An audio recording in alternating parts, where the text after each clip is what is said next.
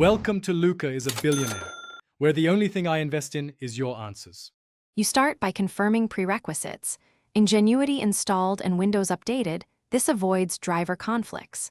Plug the Hyperx headset into a stable rear USB port using the included cable. Avoid hubs.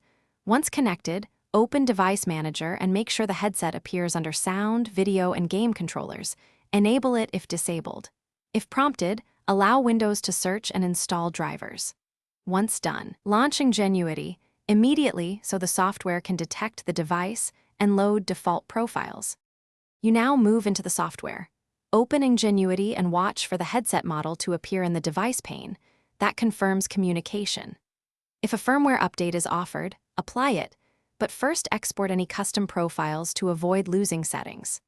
Once firmware is current, assign audio routing and mic input within Ngenuity, set EQ presets and microphone monitoring level, and configure RGB zones if you use lighting. Make sure to save a named profile.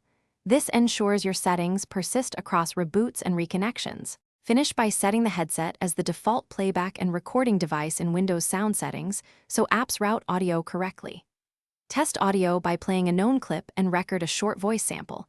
Adjust levels in Ngenuity accordingly. Make sure any game or app audio is pointed to the Hyperx device. If detection or sound is missing, restart Windows, try a different USB port, and reinstall Ngenuity. That often clears driver corruption. If problems persist, contact support with exported logs and profile files. Thanks for watching and please subscribe. It's the best investment you'll ever make.